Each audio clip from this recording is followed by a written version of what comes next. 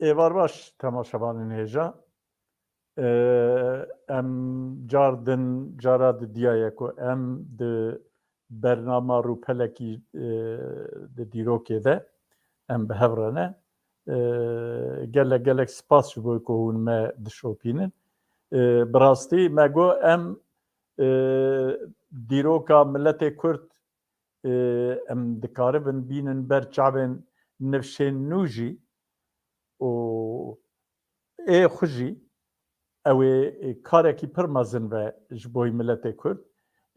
Yanî ji ber ku milletekî ku dîroka xwe nizanve nikare gavên rast jî bavêje. Ji wê bonê me bernamekî bi vî rengî da dest pêkirin. Em ê dewam bikin. Mehê herîkê me gotiwe em ê bernamekî çêkin. Eva di mehe em her meh û meha dozda bernameyek vê mehê jî vayê bernameyek me çê dikin. Mêvanê minî vê bernameyê rêzdar Saîd Beroj e.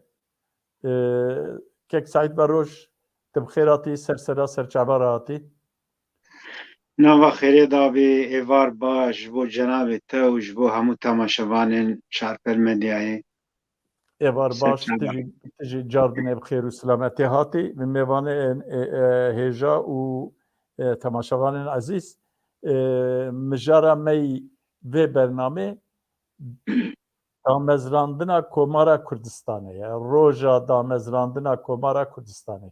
Wek ku hûn jî dizanin heftê û heşt sal berê rojek wek îro bîst û du û sifir yek yanî 1946 da Komara Kurdistanê li Rojhilatê Kurdistanê li bajarê Mehebatê li meydana çarçira hat îlankirin.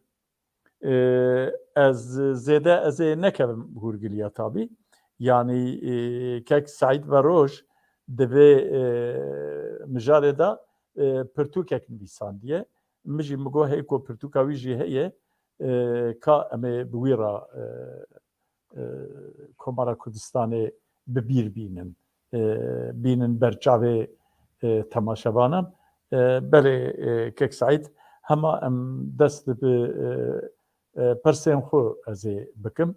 Pirsa minî yeke sal 1946 zivistan rewşa dinyayê wê demê çi bû? Rojhilata navîn di çi rewşê de bû? û Îran, dewleta Îranê di çi rewşê de bû? Hinekî wî bîne ber çavê temaşevanên me. Belê. Dema ku bahsa damezrandina Komara Kurdistanê bibe an jî bûyerê siyasî girîngê wekî vê bûyerê dîrokê de bahsa wan bibe bêguman ew bûyer ji pêvajoya ku ew bûyer têda peyda bûne. Pêvajoya ku ew bûyer peyda kirine. Bi kurtî ve jî bahsa vê pêvajoyê girîng e bêguman.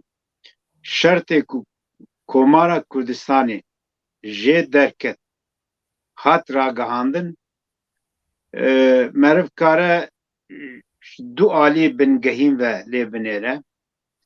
Yek li Rojhilatê Kurdistanê ji şerê beriya şerê yekemîn bigire heta 1941 ji xwe têkoşîne yanî jê wê de tir jî bi rastî meriv ne ku beriya şerê yekemîn ji hereketa Şêx Ubeydulahê Nehrî 1808 bigire û were hûn zanin ku hereketa Şêx Ubeydulah pêşiyê li hember Îranê nav coğrafya Kurdistana Îranê dest pê kir.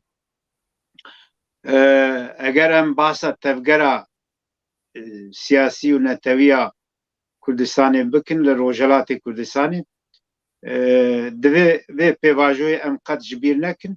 Ji 1808 vir de piştî wî em bêjin pêvajoya şerê yekemîn de beriya şerê yekemîn jî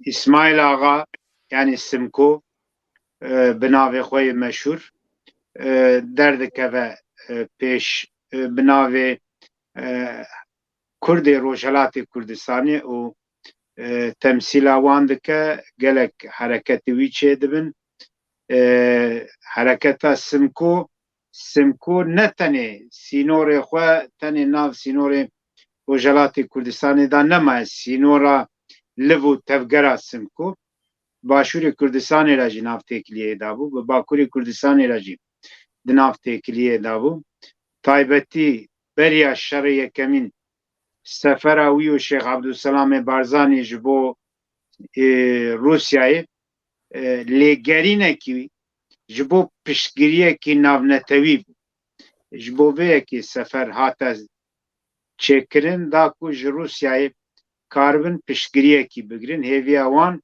ji îngilîzan nemabû piştî wî em mêze dikin heta 1930 ew hereketa Rojhilatê Kurdistanê bi serokatiya İsmail Ağa Simko yani tê o sala 1930 Simko bi wesîla hevdîtinê ji alî dewleta Îranê ve tê vexwendin destpêka 1930 da û ew servî vexwendinê ji bo hevdîtina diçe ji alî rêveberê rayedarê dewleta Îranê ve bi awakî bêbextî tê kuştin û tê şehîdkirin û piştî şehîdbûna Simko jî em zanin hem li Rojhilata Navîn li Başûrê Kurdistanê li Bakurê Kurdistanê 1930 aynı wext pêvajoya serhildana Agrî ye û Başûrê Kurdistanê jî hereketa Kurd heye em karin bêjin ku ev hereketê Kurd çar alî jî bi hev re di nav têkiliyê de bû li Başûrê Piçûk jî Rojavayê Başûrê Kurdistanê îro em dibêjin Kurdistana Sûriyê li wê derê jî hereketa yanî xweybûn hebû ji xwe hereketa Agrî bi serkêşiya xweybûnê hatibû amedekirin evan pêvajoya hemû bi hev ve girêdayî bûn piştî ku 1936-37 êdî şerê duyemînê dinyayê dest pê kir cihanê dest pê kir ev ji nû ve nav Kurd de heman sala li Dêrsimê serhildana bi serokatiya Seyid Rizayê Dêrsimî berdewam dikir û di vê pêvajoyê de serhildana li Bakurê Kurdistanê xaleka dawiya tevgera netewiya Kurd a hereketa Dêrsimê ew bi awakî gelek hovane tê têkbirin û sî niha da ku şerê duyemîn dest pê kir ji nû ve Kurd li bendena ku firsetekî çêbe hêviyekî çêbe karibin di vî firsetê de nû ve xwe nîşan bidin doza dawa xwe bikin di vî çarçoveyê de Rojhilatê Kurdistanê rewşenbîr û netewparêzên Kurd xebatekî wanê veşartî hebû ew xebat beriya di pêvajoya şerê yekemîn da sala 1941 dest pê kiribû hinek çavkanî jî dibêjin sî û niha da destpêka şerê duyemîn da ew xebat dest pê kiribû bi navê ez ê li virê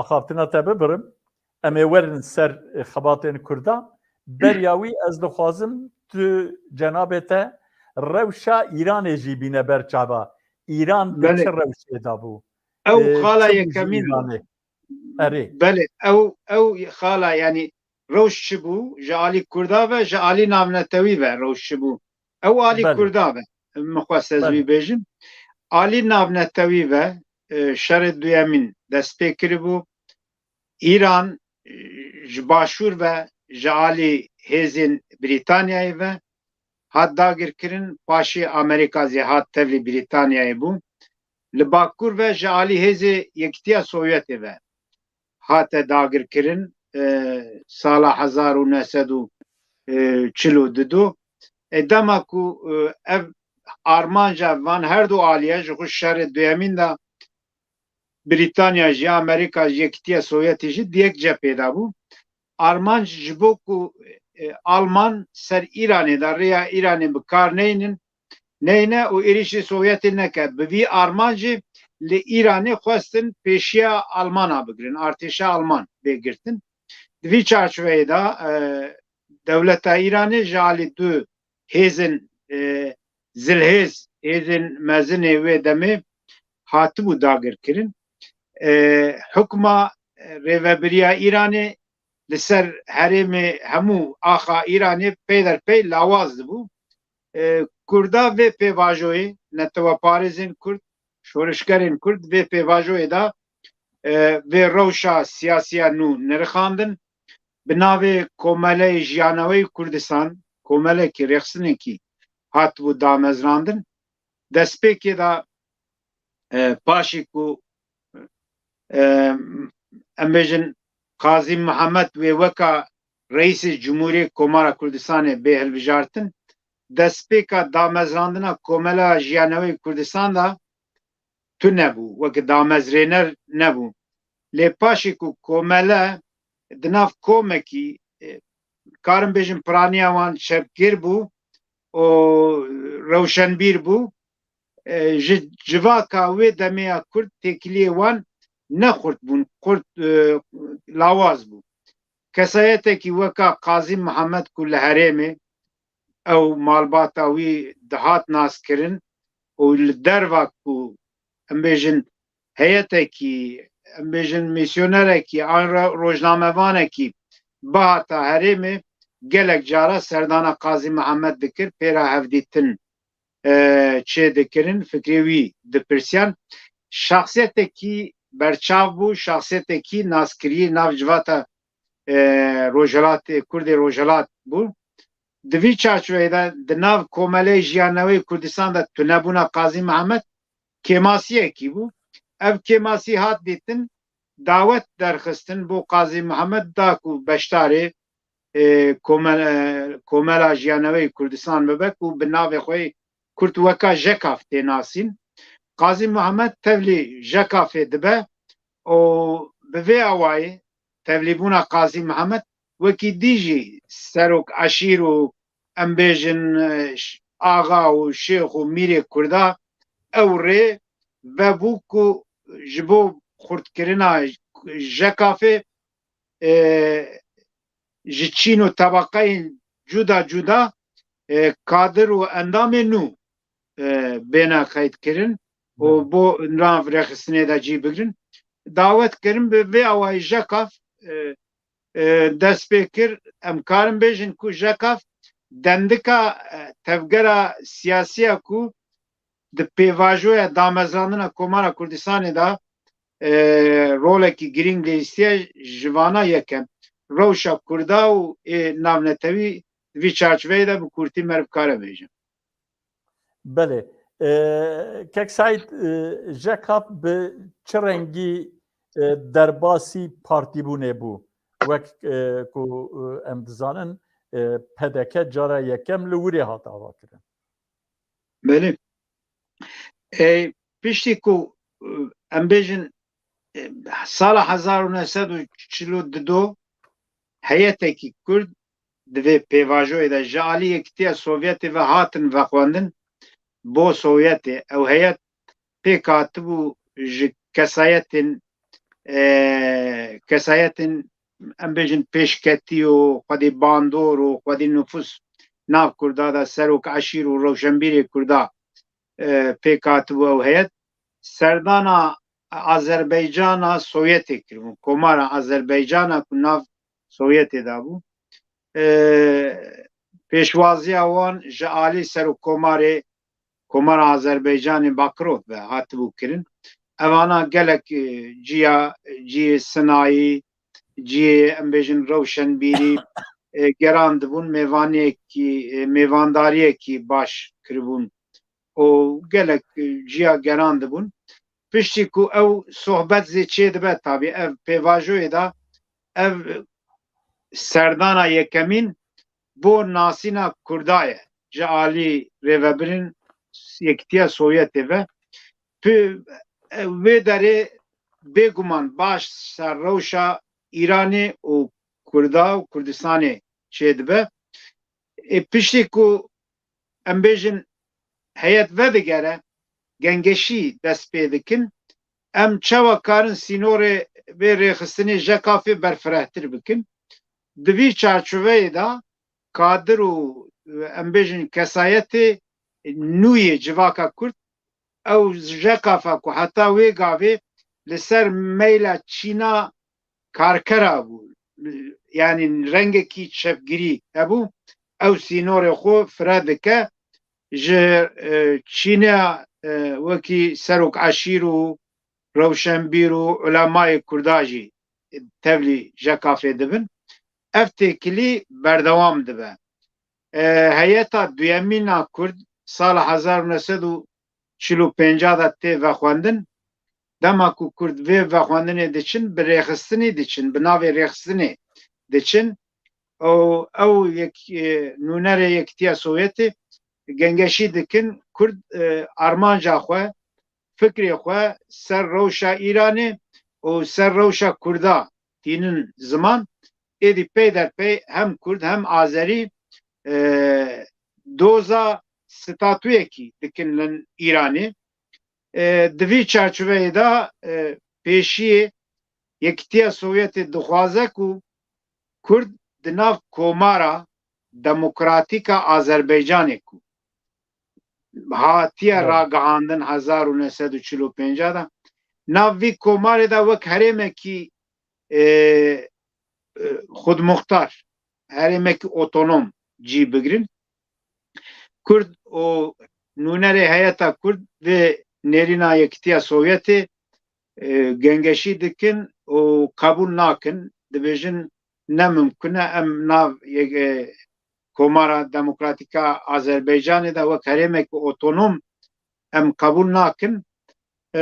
Em jî kêmtirîn bi qasê Azerbaycanê em dixwazin xwedî komara xwe bin. Eger hûn zor bidin me, hûn ji me re bêjin ku tevlî Rûsyayê bibin, yani ew tevlî Rûsyayê bibin, em ê bêjin belê mileta Rûs ji me pêşkevtîtir e. Eger em tevlî Rûsyayê bibin, ew ê me jî bi xwe re pêş bixe. Lê eger hûn me mecbûr bikin ku em milletekî ji me paşvetir, hûn me mecbûrî girêdana wan bikin, tiştê ku em bi wan ve bêgirêdan, em ê ew têkiliya me ya ku îro bi Îranê re heye, em ê têkiliyê xwe hevdîtinê xwe bi Îranê re bimeşînin. Bi vê awayî daxwaza Yekîtiya Sovyetê red dikin ku di nav komara demokratîk a Azerbaycanê de wek herêmekî otonom bêne qebûl kirin, yan jî statûyek wisa qebûl bikin. Piştî ku Yekîtiya Sovyetê dibîne ku Kurd vê yekê qebûl nakin, dibêjin baş e hûn zê partiyekî ava bikin, yani partiyekî berfireh çê bikin, ava bikin. Ew tiştê ku hûn difikirin ancak ser partiyekî berfireh de mümkün dibe. Piştî vegera heyeta Kurd bi navê Partî Demokratîk Kurdistan rêxistinekî nû tê ava kirin. Rêxistina nû em dibêjin asıl ew Partî Demokratîk Kurdistan ser bingeha kadirên û bernama JKP, yani Komela Jiyanewê Kurdistan tê damezrandin û bi vê awayî bi serkêşiya Partî Demokratîk Kurdistan 22 meha 1946 da li bajarê Mehabatê komara Kurdistan tê ragihandin.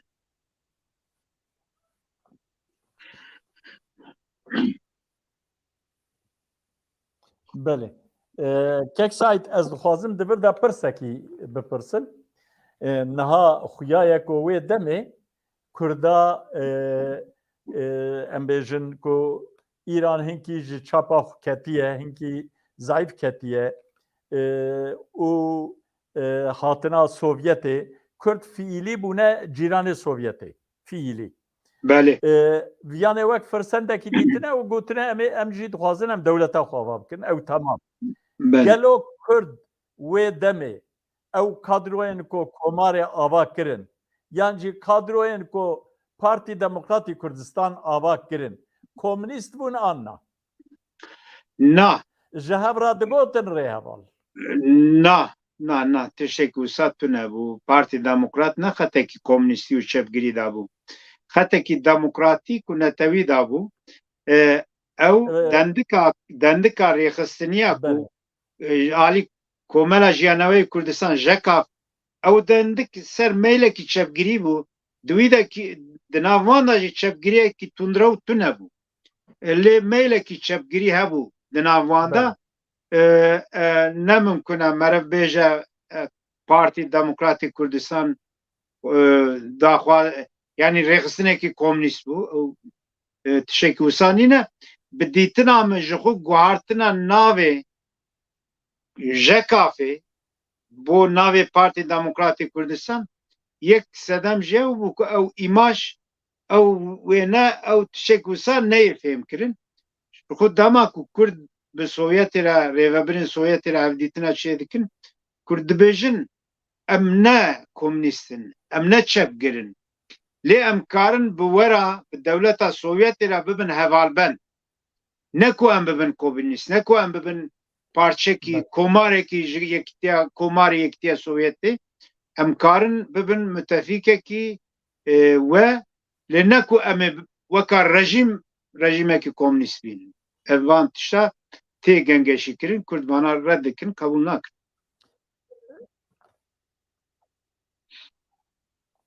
Kek Saîd belê gelo çima Sovyet xwest ku Azerî û Kurd komarên xwe ava bikin ev sebebê wî çi bû ji îdeolojiya wan dihat yanî hevalê gelê bin dest bûn an na ne ku di wî warî da belê ne ku jî îdeolojiya wan hat ne ku ew bernama çepgiriya ku tedê di fikra çepgiriya sosyalîst a mafê çarenûsiya neteweyê bindest prensîbekî esasî ye bê şert û merc parastina vî prensîbê ji alî komünîsta ve ji alî çepgira ve divê bihata kirin yani bihata biciyanîn Yekîtiya Sovyetê jî yek ji prensîbê wî prensîbê çareserkirina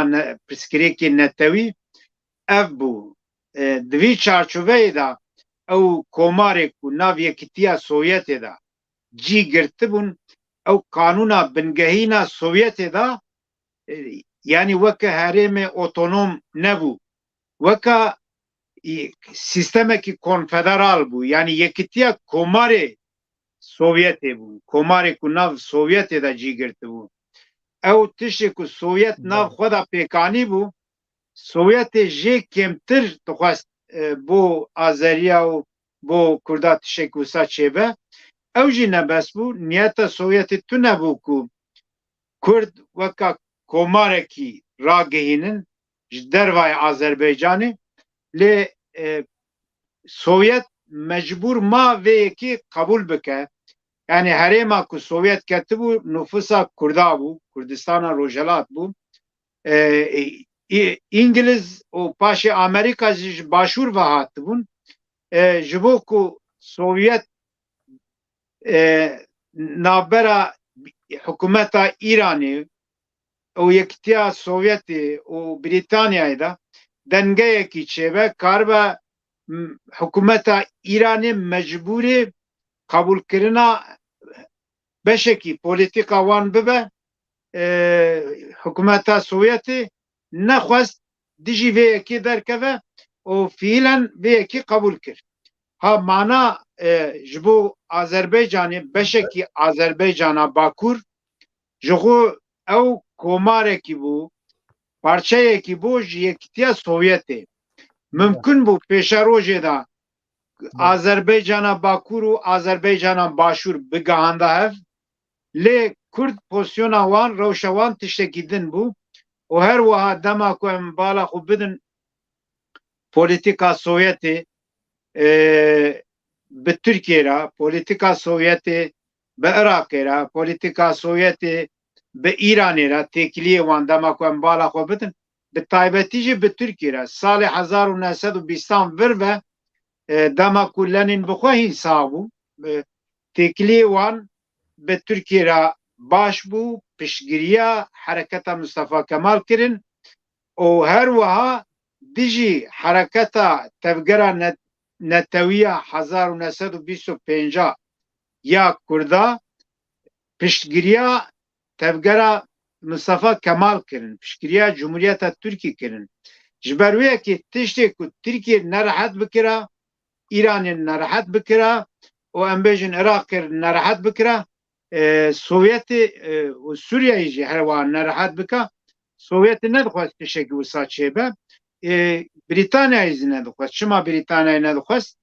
بریتانیا لعراق دولتا ماندتر بود بریتانیا لعراق دولتا ماندتر بله بله اگر من بپرسیا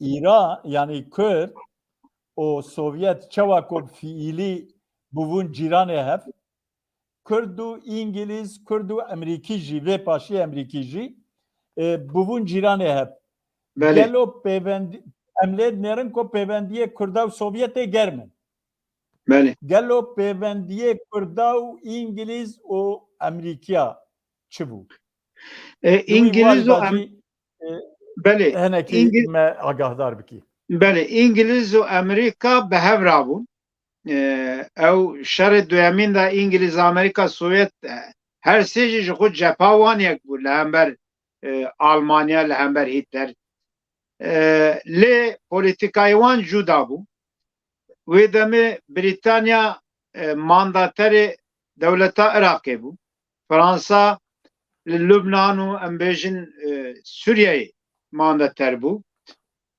اگر لروجالات کردستانی بویرکی سیاسی وکی دامزراندنا کومارکی کردستانی با اتا روجوه بگمان اف بویر دامزراندنا کومارکی کردستانی و تاثیر لباشوری کردستانی جی بکره جبروی کی ایران بریتانیا ندخواست ل ایران تشتکی وها چیبه و هر وها پولیتیکا بریتانیای پاراستنا برجواندی خو هم لحرم هم ل ایرانی çünkü به ایران را سر درخستنا پترولجی لحف کربون پاشی سوویتجی سر درخستنا پترول لحف کربون جبرویه که هر دو آلیاجی برجواندی خود پاراستن نه خماوان بو کو کومارا کردستان هبونا خو بردوام بکه بردوام نکه به تایبەتی انگلیس امریکا جویکی نراحت بو سوویت نکو دسپیکی پلانکی پولیتیکایکی وهای سوویت بو سوویت روشا کو چه بو پیدا بو دوی روشه دا مجبور ما بو کردار کار بکه پولیتیکا سوویتی دا مرو نکاره بیجه دا مزراندنا کومارکی کردستانی هبه fiilen sahayda bu yeri kuçebun herema kurda evketin herema kurda jiboku karbin hereme arami pek binin hereme de habuna xwe berdevam bikin lazım bu kurdara lehev bikin divi çerçeveye de Sovyetê xwe bêdeng kir dijayetiya damezrandina Komara Kurdistanê nekir lê piştgiriyekî wisa zêde xurt zê nekir xweytiyekî wisa berbiçav jî nekir hin alîkarî ji kurdara kirin hin tişt ji kurdara kirin lê tiştê sivik bû yani alî çekê ku dibêjin hatiye dayîn çekê sivik bû çekê giran nedan kurda o mana ticarî da bazirganî da teknîk da tişt mişta em bêjin radyoya çapxaneya ew jî çapxane kurd çûne bi parayê xwe kirîne yani tiştê wisa çêbûye o dijitiya Kurdan nekirine, êrişî Kurdan nekirine helwesta Sovyetê ev bû. Belê, spas. Niha em cardinê werin alê Kurdan wek ku tê zanîn di damezrandina Komara Kurdistanê da رولا بارزانیان به تایبەتی رولا جنرال مەلا مستەفا بارزانی پر li pêşe gelo Barzanî yani Kurdên Başûr di pêşewa tiya mala Mustafa Barzanî da bi çi awayê hatin Rojhilatê Kurdistanê kengê hatin û bi çi awayê hatin pêşwazî kirin û paşiyê bi çi rengî beşdarî Komara Kurdistanê bû. Bêguman beriya ku Barzanî derbasê Rojhilatê Kurdistanê bi veherin Rojhilatê Kurdistanê hûn dizanin li Iraqê tevgerekî Kurd berdewam dikir salê 1943-44 Barzanî li Başûrê Kurdistanê hember İngiliza û hikûmeta nû ya Iraqê tevgerekî dabû destpêkirin û di encama vî tevgerê da orduya Brîtanyayê bi tevê yani orduya Iraqê wê demê çiya artêşa wî bêguman gelek lawaz bû. Em karin bêjin artêşa Brîtanya cara yekemîn li Başûrê Kurdistanê balafirê xwe li hemberê pêkbirina tevgera Netewî Kurdistanê bikaranîn gelek herêmê Başûrê Kurdistanê bombebaran kirin û Barzanî mecbûr man ku ji herêmê demekî xwe bikişînin paş ve bikişînin xwe kişandibû alî çiya lê piştî ku li Rojhilatê Kurdistanê rewşekî wiha derket meydanê wê demê bi navê Konseya Azadî rêxistinekî wan hebû Barzanî û hevalê xwe bi navê Konseya Azadî rêxistinekî çêkiribû ew tehlîla rewşa heyî dikin dibêjin eger Rojhilatê Kurdistanê rewşekî wisa çêbe êway Brîtanya vira cî li me jî tenkiriye em karin herin hewara birayê xwe yê Rojhilatê Kurdistanê dema ku beriya ew kê sala 1945 meha 11 meha 10 Barzanî bi tevî 2500 kesê sivîl û pêşmerge sivîl jî navdane evana giştine pêşmergene lewra me got li Başûrê Kurdistanê Brîtanya dest bi bombebaran kirinekî gelek dijwar kiribû ji xwe vana xwe kişandibû alî çiya bi 2500 kesa şinoyê derbasê Rojhilatê Kurdistanê dibin dema ku derbasê Rojhilatê Kurdistanê dibin ji ber ku Yekîtiya Sovyetê têkiliya wan bi kadir û rêxistina jeka fêra heye danûsendinê wan heye hem bi wan re hevdîtin dikin ji alî din ve jî bi Yekîtiya Sovyetê re hevdîtinê Barzanî çêdibe lewra Bakurê İranê em bêjin herêma Kurdistana Rojhilat ji alî Sovyetê ve Yekîtiya Sovyetê ve hatibû dagirkirin hukma wan jî li ser herêmê hebû di vî çarçoveyê de hem bi Sovyetê re hevdîtinê wan çêdibe hem jî bi Partî Demokratîk Kurdistana hevdîtinê wan çêdibe û di vî çarçoveyê de piştî ku derbasê Rojhilatê Kurdistanê dibe meha 10 du-sê meha ji bo ku İran û bala İranê bala Brîtanyayê nekişîne Brîtanya zixta li ser wan û Rojhilatê Kurdistanê zêde neke zixtê xwe du-sê meh bêdeng dimînin lê dema ku amadekariyê ragihandina Komara Kurdistanê têne kirin Barzanî bi xwe ji vê pêvajoyê agadar e û ew bi xwe pêşniyar dibe teklîf dibe dibêje em bi tevî pêşmergeyê xwe amade ne di xizmeta Komara Kurdistanê de kar bikin parastina erd û welatê xwe bikin û di vî çarçoveyê de roja ragihandina Komara Kurdistanê Mustafa Barzanî bi xwe jî di meydana çarçirayê de yek ji beştervanê ragahandina Komara Kurdistanê o piştî vê pêvajoyê zê rêxistina pêşmergeyê mala Mustafa Barzanî li wê di nav hêza leşkeriya Komara Kurdistanê da ciyê xwe digirin wezîfe digirin ser xwe û bi vê awayê ew jî dibin parçeyekî ji hêza leşkeriya Komara Kurdistanê. Belê.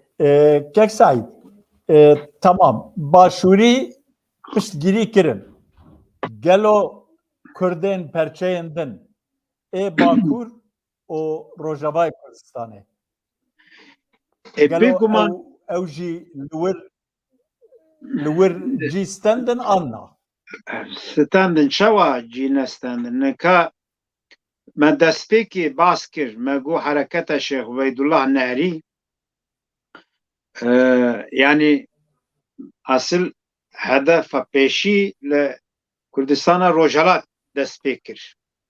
O ji vî hereketê vir de em bêjin Cemiyeta Taliya Kurdistanê çêbû bi serokatiya Seyyid Abdulkadir o her wiha di vê pêvajoyê da pêvajoya şerê yekemîn de li Başûrê Kurdistanê jî rêxistina İstiklalê Kurdistan çêbû bi serokatiya Seyyid Taha.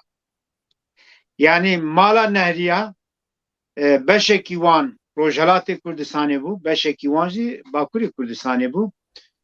Em karin bêjin wek hêzekî eşîrî, leşkerî, kutekî herî zêde mala Nehriyan bû ku li Başûrê, li Bakurê Kurdistanê di nav komara damezrandina Komara Kurdistanê de cî girtin. Seyyid Ezîz Mihemed yek ji van kesa ye dema ragihandina Komara Kurdistanê piştî axaftina Qazî Mihemed axaftinekî pir balkêş dike.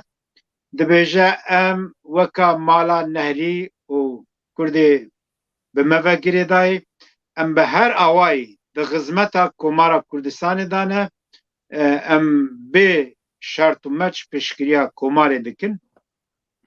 Ev yek di vê pêvajoyê da li Bakurê Kurdistanê şexsiyetê ku çûne beşdarbûne hene û her wiha 1946 em zanin ku bi navê rêxistina xwebûnê Qedrî Cemîl Paşayê Diyarbekirî bi tevî heyetekî hevalê xwe serdana Komara Kurdistanê dikin û bi her awayî piştgiriya xwe ji bo Komarê diyar dikin û bi awakî baş Qedrî Cemîl Paşa û hevalê xwe têna pêşwazîkirin ji alî rêveberê Komara Kurdistanê ve.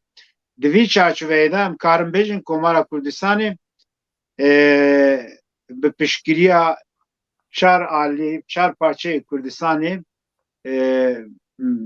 ew hatiye damezrandin yan jî piştgiriya çar parçeyê Kurdistanê ji damezrandina Komara Kurdistanê re çêbû. Belê. Em werin ser damezrandina Komarê. Ez dixwazim te wêneyekî bînî berçavê temaşevanan. Roja 22 meha yek 1946 meydana Çarçıra. Çi bû li wir? Qazî kir, Barzanî çi dikir, xelk çi dikirin? Ez dixwazim tênkî behsa wî. Belê. Bêguman eger em dîroka nêzîka Kurd û Kurdistanê bînin ber çavê xwe roja 22 meha yek 1946 dîroka Kurdistanê da pêngavekî nû ronahiyekî nû ye ku dîroka nêzîka Kurda da cara yekemîna cumhuriyetekî dewletekî tê ragihandin ew bi serê xwe seranserê dîroka Kurdistanê da û bi taybetî jî dîroka wana siyasiya sed salê dawî da bûyerekî pir girîng e. Her çi qas emrê Komara Kurdistanê 11 meh û nîv tiştekî wiha dewam bike jî ew bûyera siyasî ew qawmandina siyasî ew îrada ku li çarçirayê 22 meha 1946 da hat nîşandan îrada azadbûn, serxwebûn û dewletbûna netewa Kurd bû. Encama wî îradê bû. Ne ku bexşandina dewletên wekî Sovyet an Brîtanya an jî hêzekî din. Ew encama îrade û tekoşîna netewa Kurd bû. Şert çêbûn û di van şerta da Kurda ew tekoşîna wana ku berdewam dike bi 100 salî zêdetir tê û ev helqe bi xwe jî ev Komara Kurdistanê jî helqeyekî ji vê zincîra dîrokiya tekoşîna netewa Kurd bû. Ew helqe li ser vê zincîra dîroka netewa Kurd hate zêdekirin lê helqekî zêrîn bû. Helqekî zêrîn bû. İrada netewa Kurd diyar kir. Piştî wî îradeyê çend sal şûnda nêzîkî 80 sal şûnda hetiyo ne 80 sal şûnda bi kîjan bûyerê netewa Kurd dubare îradeyek wisa nîşanda? Referanduma 2017 duyemîn car îrada netewa Kurd bû ku li dünyayê da nîşandan. Yani her platformekî ku çêbûna mesela Kurd bûne, babet Kurd bûne û ser Kurd û Kurdistanê nîqaş çêbûne her carê ji Kurda hatiye pirsîn hûn çi dixwazin. Kurda di bûyerê girîng da daxwazê xwe li dinyayê eşkere kirine bi awakî pir vekirî. Yek Komara Kurdistanê Kurda îrada xwe daxwaza xwe diyar kir. Piştî wî ya duyemîn jî referanduma sala 2017 25 îlona 2017 netewa Kurd li başûrê Kurdistanê sedî noto sisê bi îrada xwe daxwaza dewletbûna netewa Kurd kir. Encama wî çi dibe bila bibe? Êrişî ku ser Kurda da hatin kirin çi dibe bila bibe? Ew îrade nîşandana wî îradeyê tiştekî dîrokiye, helwestekî dîrokiye, rojekî dîrokiye divê ev her du roj ji alî netewa Kurd ve milletê Kurd ve neyê ji bîr kirin. Lewra yani eger em bixwazin mesela Kurd vê coğrafyayê çareserbûna wî eger netewa Kurd wekî 22 dewletê Ereba, wekî çendek dewletê Tirka, wekî dewletê Farisa Kurd xwe temsîl nekin, Kurd xwe bi xwe rêve nebin wek dewlet, mesela Kurd rojhilata navîn de çareser nabe û her wiha rojhilata navîn de aramî çê nabe. Dünya wî bizane, dünya wî qebûl bike. Yani îro em dibînin ku nav Kurda jî, dervayê Kurda jî, çepgirê Kurda, İslamîstê Kurda, liberalê wan giş piştgiriya dewletbûna Filîstînê dikin. Filîstîn 3 milyon û nîv e nüfusa wî. Bi tevî ê dervayê bila 5 milyon, bila 6 milyon. Kurd 6 milyon e, 6 milyon divê coğrafyayê de. Eger ew îrada dîrokiya netewa Kurd neyê dîtin, neyê qebûl kirin, tu bêjî em dixwazin Filîstîn dewlet be, em dixwazin wisa be, evana giş dirûtiye. Ji bo çepgira jî dirûtiye, ji bo İslamîsta dîndara jî dirûtiye. Ew ê ku dewletbûna 3 milyon û nîv însana bixwaze û dijî dewletbûna 5-6 milyon însana be, ew ne samimiye, gotinê wî ne durustin, ne tişekî ehlakiye, ne jî însaniye. Yani bo wî lazim e Kurd van her du bûyerê dîrokî ji bîra xwe dernexîn. Siyaseta xwe li ser vî bingehê bihonin, saz bikin û wî ji xwe re esas bigirin. O da mezrandina Komara Kurdistanê karibin bikin weka eydekî, bikin weka rojekî pîrozkirinê. Yani dîroka nêzik ta tiştê herî şêmber devleta herî nêzîka ku ji alî Kurda ve hatiye damezrandin ev devlete eger Kurd xelk berê 2000 3000 devletê ku sal devletê ku çê kirine bi van devleta peznê xwe dide em devletekî berê heftê sal heştê sal me çê kiriye em xweytiya wî devletê nakin milletekî wisa dibe yani me milletekî wisa bin xelk wê bilêze te gazina xwe kir ez jî gazina xwe bikim bi taybet jî ew îradeya dewletbûnê li Bakurê Kurdistanê ferqerse. Ez încar werim ser pirsekî din. Cenabê te got di derdora 11.5 komar li ser lingê xwe ma başiyê têkçû em ê werin ser têkçûnê jî lê di nava wî 11 mehî da wexta me jî hingî diçe teng dibe ji wê bonê ez ê bêjim hinekî bi kurtasî di nava wî 11 mehî da 11.5 da li di nav sînorê komara Kurdistanê da çi bû duwarê rewşenbîrî da çi bû duwarê perwerdeyê da çi bû duwarê komelayetî da çi bû ji kerema xwe enkî behsa wan jî bikî.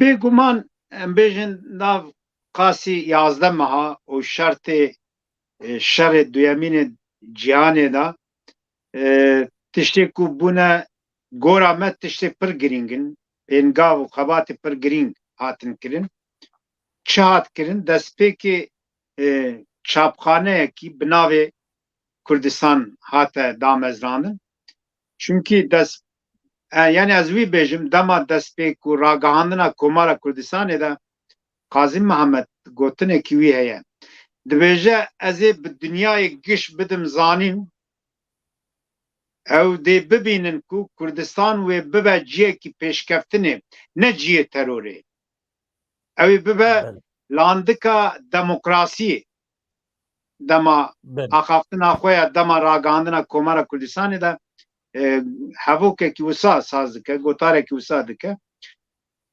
yek çapxana Kurdistanê weka saziyekî kulturî tê damezrandin ev çapxana Kurdistanê bi navê Kurdistan rojnameyekî ku heftê sê roj tê çapkirin weka organa Partî Demokratîk Kurdistan tê derxistin li aynî wext wek Partî Demokratîk Kurdistan partiya damezrênera komariye aynî wext ew rojnama Kurdistanê organa komara Kurdistanê jî rojnama Kurdistanê gelek tiştê girîng dike serhev not yani wek rojnama fermî ya dewletê komariya dewletê belê serhev not û du hejmarê wî çapbûne wexta me dest nade ku em naveroka van hejmarê wî yek û yek vira bas bikin lê di nav da li ser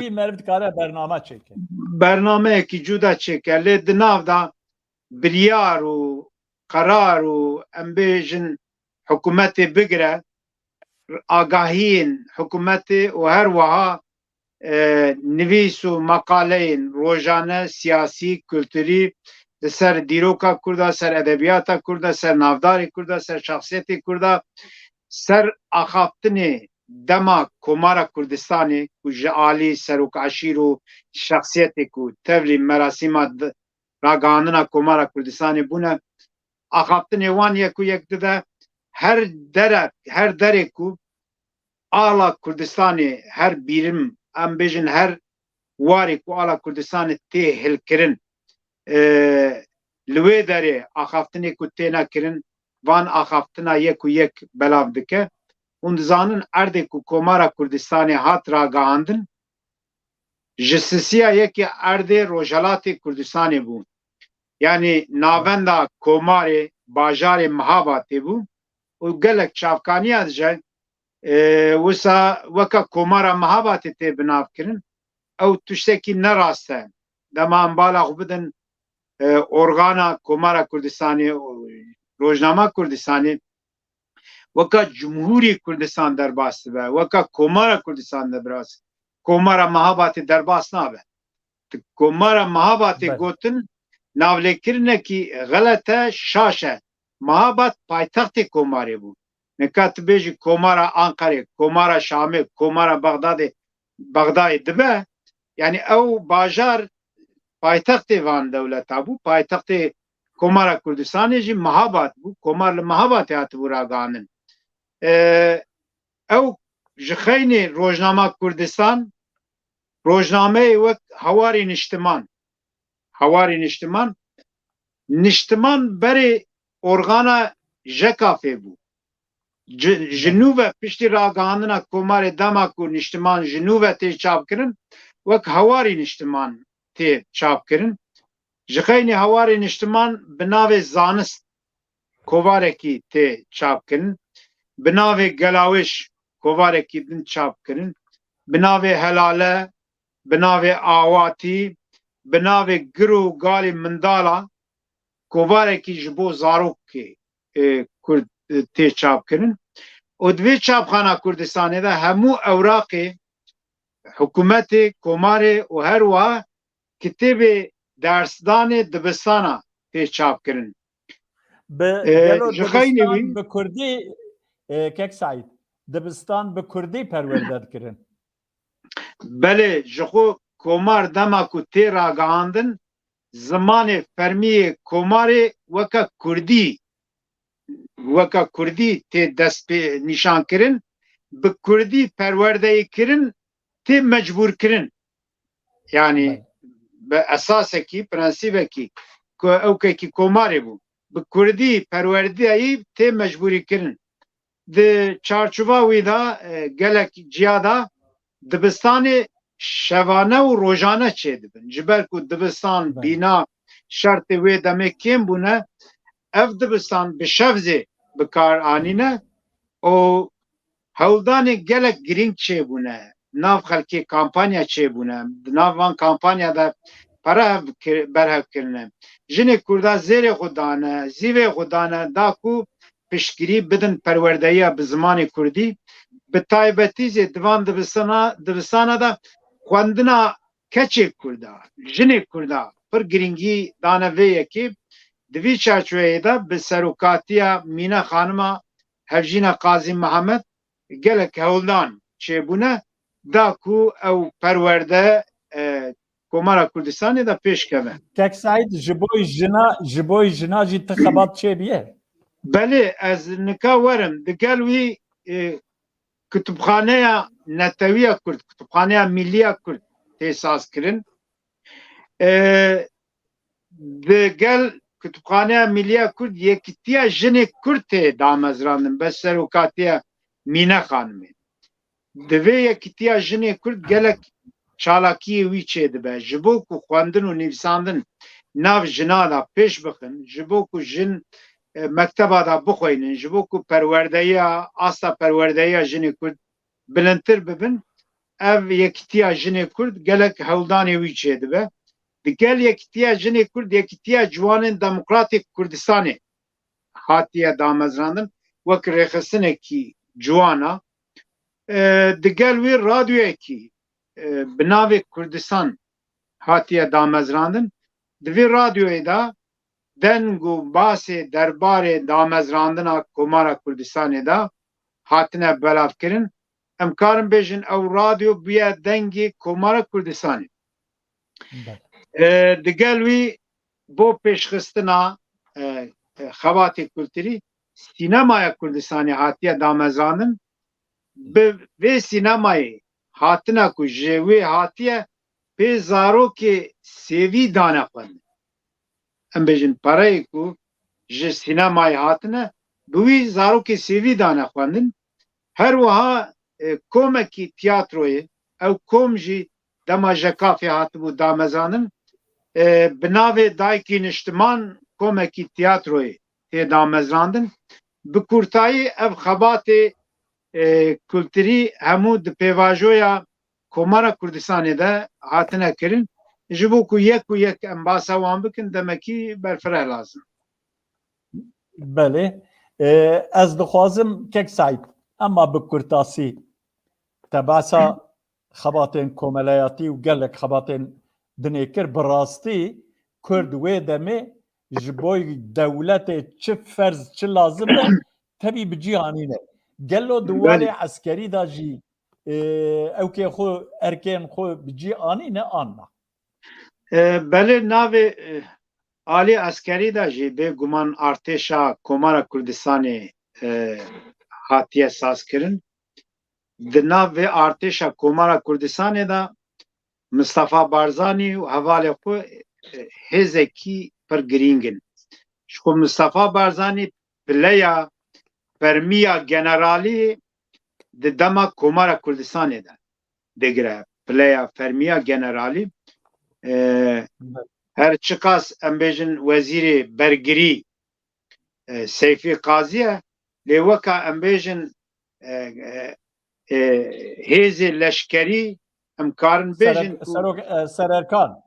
سروک ارکانی ارتشی هم بارزانی بخویه و دگلوی کرد روجهلاتی کردستانی جه چونکه ناوانده به شر ایکو هری زیده تجربه وانه نه بارزانی نه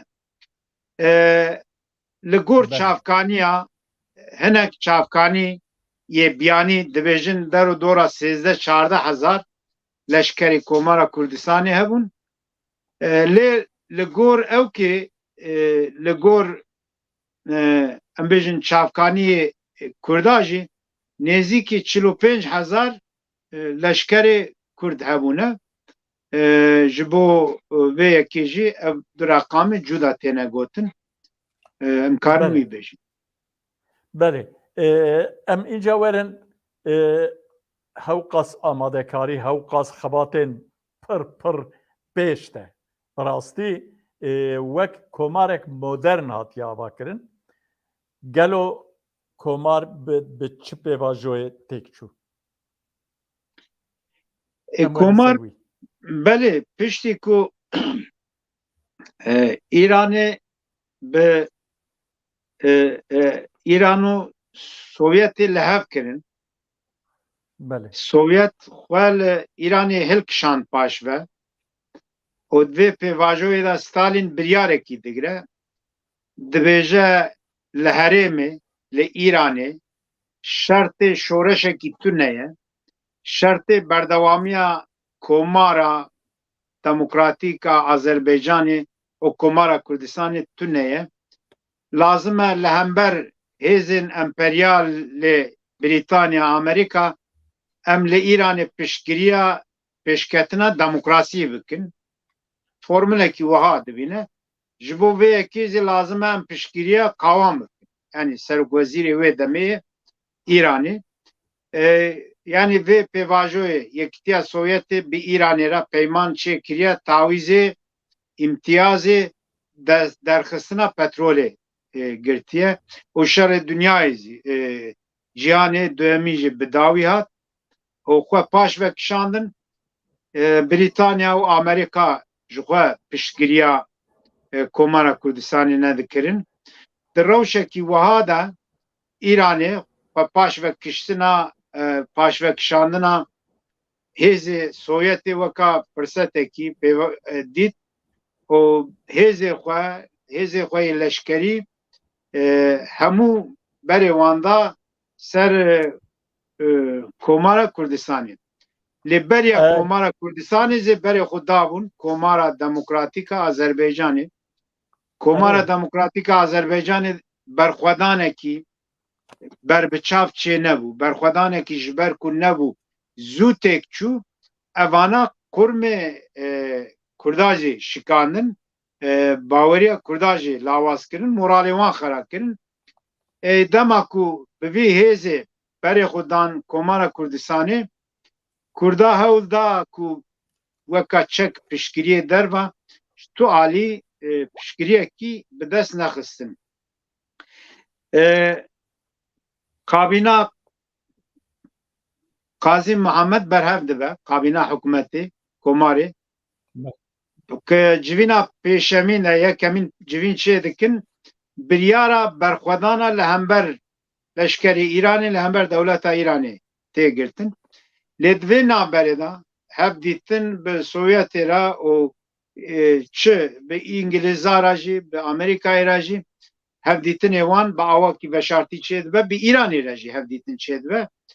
Dixwazin piştgiriyekî bikin, bigirin û bi İranê re jî li hevhatinekî çêk bikin. Yani dibêjin em karin nav İranê de weka herêmek otonom zê karin ser wî jî li hev bikin. Lê tu derîkî hêviyekî çê nabe kabîne vê biryarê digire û nav xwe jî mêze dike. Qazî Mihemed dibîne ku gelek serok eşîrê ku hêza wana leşkerî nav komarê de heye evana dualî dixebitin bi İranê re jî têkiliya wan heye. Di vî çerçeveyê de ew nirxandina wan ew e ku em şerekî bikin, em ê wenda bikin, ew ê milletê Kurd, netewa Kurd ew ê xwesarekî zêde bibîne. ew ê qetleam Ji çêbin. ber vê yekê lazim e em şer nekin, İran tê bila were, lê em ê bi İranê re şer nekin. Dema ku İran were ew ê me serkirdeya, beşekî serkirdeyê komarê wê me ceza bike lê milletê Kurd wê xwesar nebîne. Lewra Qazî Mihemed roja ku Komara Kurdistan hatibû ragandin, wê rojê gotibû rojê xweş û xerab be. Ez ê her bi wera bim, ez ê bi tu awakî, tu şertekî de ez ê we terk nekim, ez ê digel we bim. û ji xwe dibêje dema ragandina Komarê jî mi wî sozê daye milletê Kurd, ez ê bi cîkî ve neçim, ez ê virabim yan bila were min bigire. û bi vê awayî Kek Saîd pêvendiya navbera divê pêvajoyê de pêvendiya navbera pêşewa Qazî Mihemed û General Mala Mustafa Barzanî pir balkêş e. Ez dixwazim tu hinekî behsa wî jî bikî ji ber ku dema me jî Kurd dibe. Ez dixwazim tu wî jî bînî ziman. Hevdîtina Serokkomar pêşewa Qazî Mihemed û Mustafa Barzanî, General Mustafa Barzanî hevdeyê meha 12,946 da çê dibe. Divê hevdîtinê de pêşewa Qazî Mihemed biryara kabîneyê ji bo Mustafa Barzanî diyar dike. Dibêje yani Mustafa Barzanî dibêje em ê çi bikin, hûn ê çi bikin, çi difikirin? Dibêje biryara kabîna me ew e ku em ê şer nekin, em naxwazin hûn zê bikevin destê dewleta İranê, em naxwazin hûn xwesar bibînin, em ê li virabin dewleta İranê bila were me bigire, çi ceza dide bila bide. Mustafa Barzanî dixwaze ku dibêje divê em Komarê biparêzin, em İranê re şer bikin. Lewra beriya ku Mustafa Barzanî here li çend ciya, çend cepheya şerê wan û İranê çêbûye, şerê wan û leşkerê İranê çêbûye, di van cepheya da leşkerê İranê şikandin. Mustafa Barzanî ew alî karê fikra parastina Komara Kurdistanê ye. Qazî Mihemed ku dibêje ew biryara kabîna me ye, Mustafa Barzanî tişê ku bêje îde namîne, dibêje baş e biryara we be, lê ez naxwazim kesayetekî wek te rêberekî Kurd, serokekî Kurd bikeve destê van zalima, van dagirkera û bêrûmetî lê bêkirin. Em ê biçin, em dixwazin tu jê bi me re werî, tu heta ku bi me re bî, tu serokê min î, em di xizmeta te de ne li her de. Bi vê awayî teklîf li Qazî Mihemed dike. Qazî Mihemed dibêje nabe, ez hûn ji bo netewa Kurd dazimin, tu hevalê xwe, pêşmergeyê xwe hûn ji bo ku xwesar nebînin, eger hûn karin vegerin, hûn zanin. Lê biryara me weka siyasî biryara me ew e ku em naxwazin şer bikin. Dubare şeva ku wê veqete hevdîtinekî dubare çê dibe, divê hevdîtinê de dixwazim wî kitêba Komara Kurdistanê de me nivîsand bû Barzanî ji Qazî Mihemed re dibêje ku cena bersiva wî dibe dibêje ser vî daxwaza wî Qazî Mihemed dibêje ez nayêm lê divê tu pêşmergê xwe biçin û ser vî gotinê şûn da vedigere ji Misafa Barzanî re wiha dibêje. Dibêje Cenabê Mela Misafa Barzanî ez dizanim dewleta Îranê dê tevayiya rik û kîna xwe ji min veke û dê min bi mirinê tawanbar bike û bikuje. Hingê dê bêhna serok û rayedarê dewletê fireh bibe êdî dibe ku gelê me ji xişm û xezeba wan selamet bimîne. Loma min bi ger re peyman bestiye ku di her mercî de wan bi tenê nehêlin. Piştî ku vê gotina xwe dike vedigere ala Kurdistanê ku ser masa wî ye dibêje wî alayê radimûse û dirêjê Mela Mustafa dibike. Dibêje alaya Kurdistanê li bal xwe biparêze. Umîdwarim hûn nehêlin ev alaya hanê bikeve ser axê. Ev ala ku îro li başûrê Kurdistanê hatiye helkirin ew alaya pêşewa Qazî Mihemed radestî Misafa Barzanî kiriye û ew ala sala 1992 vir de li başûrê Kurdistanê hatiye helkirin û weka ala netewiya Kurdaya ala netewiya Kurdistanê ne ku wî Barzanî bi xwe jî diyar kiriye. Ew ala 1920 ji alî Cemiyeta Teşkîlatê İçtimaiya Kurd ve hatiye tespîtkirin li Agrî hatiye helkirin paşî li Komara Kurdistanê hatiye helkirin dawî li başûrê Kurdistanê hatiye helkirin. Ew ê ku vî ala berhema tekoşîna 100 saliya netewa Kurd wek ala rêxistinekî wek ala Barzanî nîşan bidin ew dijminatiya netewa Kurd dikin. Ala Barzaniyan Erê ew dijminatiya netewa Kurd dikin. Haya wan ji dîroka netewa Kurd tune ew ala berhemê tekoşîna 100 salî ye. Yani ji ber ku haya me ji dîroka me tune fikir û hestê me yê netewî lawazin hema çi tê gotin em dikevin ber bayê gotinê xelkî bi rehetî em têne xapan. Kek Saîd ez dixwazim em nêzî dawiya bernamê bûnîndî. Ez dixwazim tu bi çend hevoka behsa darizandina pêşewa Qazî Mihemed û hevalên wî bikî.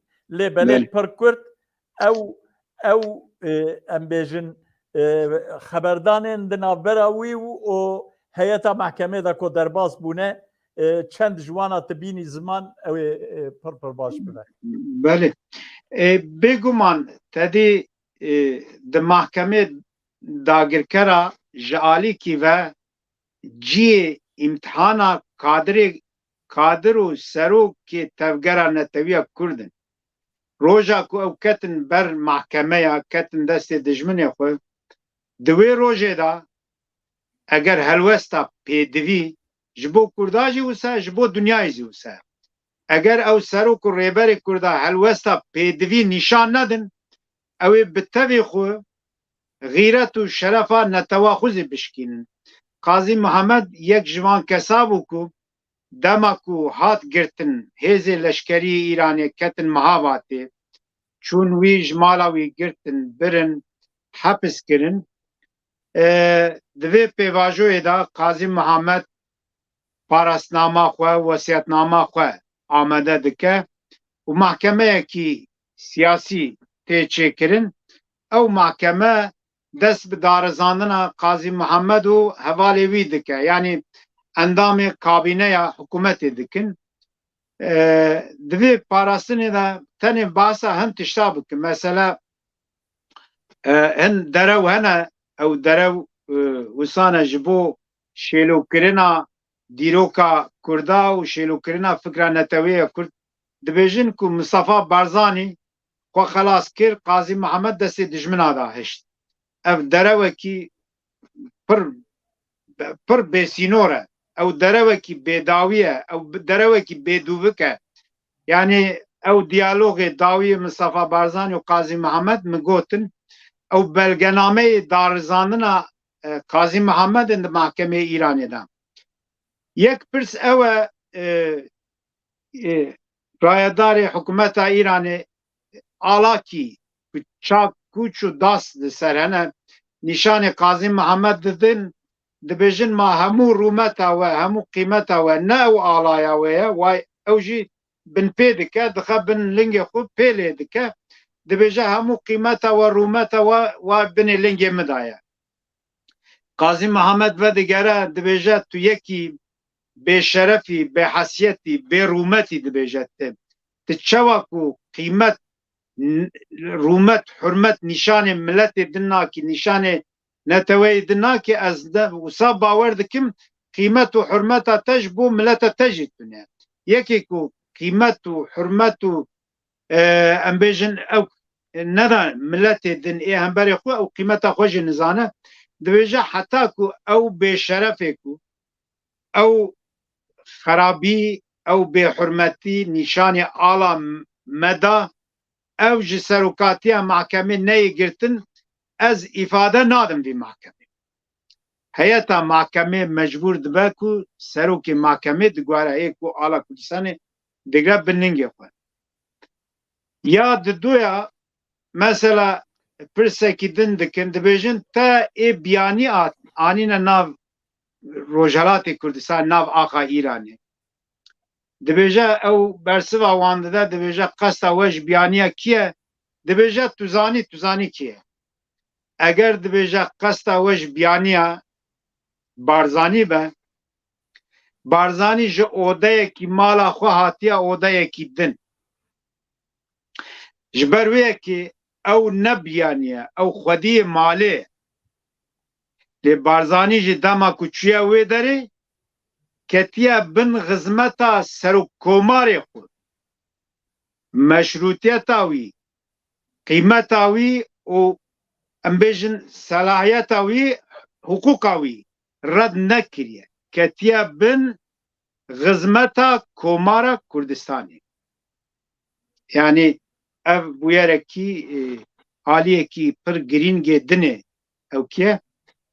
Kîyomer Salih heye ew yek yüz başiye wê demê bi navê artêşê kovarekî ji artêşa Îranê kovarekî wan ji bo kadir û kumandarê artêşê tê derxistin ew weka nivîskar û xwedî wî kovarê kovara name û taşkiyanî tê derxistin ew weka nivîskar û xwedî kovarê weka rojnamevan temaşa mahkemê dike di vî temaşekirinê de dibêje beriya ku ez temaşa mahkemê bikim helwesta Qazî Mihemed û kadirê Kurda bibînim mizan nedikir ku Kurd vê îradeyê nîşan bidin.